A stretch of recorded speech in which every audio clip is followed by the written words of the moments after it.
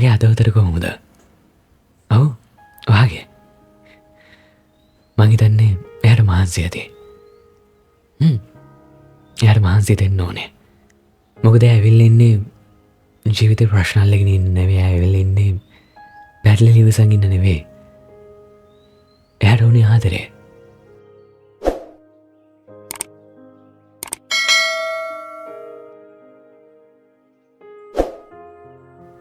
එයාට ඕනේ බලාපොරොත්තු වල රසය විඳින්න.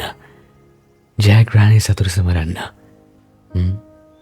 එයාට බෑ ජීවිතේ කඩාවැන්න තැන්වල, ජීවිතේ මහන්සි තැන්වල, බලාපොරොත්තු නැතිවුණු තැන්වල ජීවිතය අල්ලන් ඉන්න.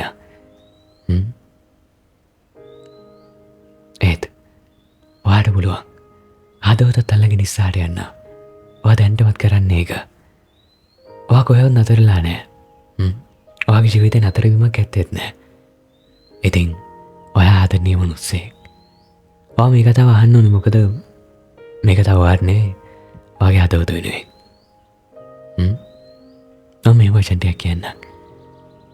සමහර විට මේ හැමදේම ඔයාව පුරුදු ගන්නේ ලොකු අභියෝගයක් වෙනුවෙන් එන්නේ නැති.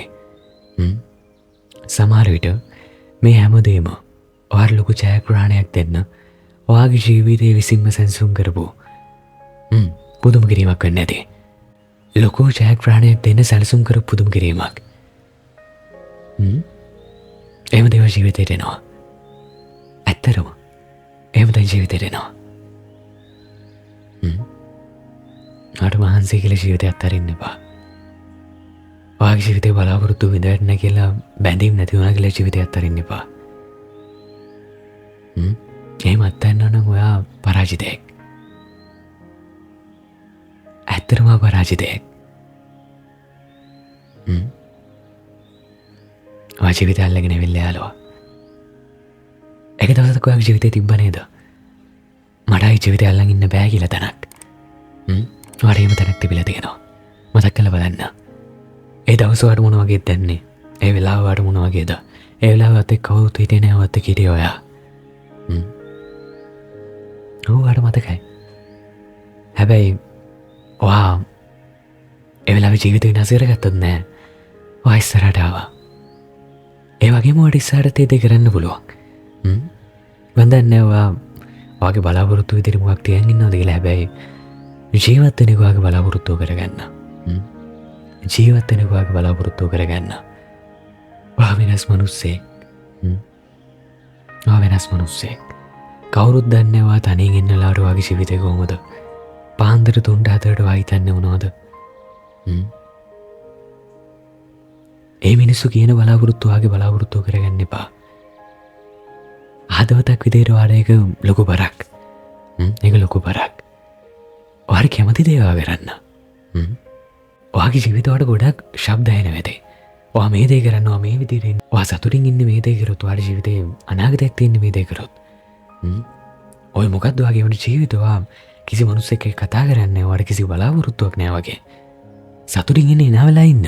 ඇයි දුකින් ඉන්නේ හැම වෙලේම? සමහරවිට ඇයි සතුටින් ඉන්නේ හැම වෙලේම? ඒක පිස්සුවක්. මිනිස්සුන්ට ඕන ඔයාගේ ජීවිතේ තියෙන විදිය නෙවෙයි. මිනිස්සුන්ට ඕනේ මිනිස්සුන්ගේ ජීවිතේ විදියට ඔයාගේ ජීවිතේ දකින්න.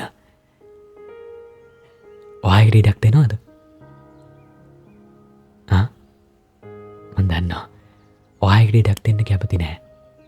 කැමති වෙන්න ඕනෙත් නෑ. බලන්න. ආදවතක් විදියට ඔයා මොනවද කරන්න ඕනේ? ඔයාගෙන මං ආඩම්බර වෙනවා. ඒ වගේම මම පොරොන්දු වෙනවා. ජීවිතය අල්ලන් හිටියොත් ඔයාට අනිවාර්යෙන් ජීවිතෙන් තෑග්ගක් දෙයි. ජීවිතය අල්ලන් ඉන්න.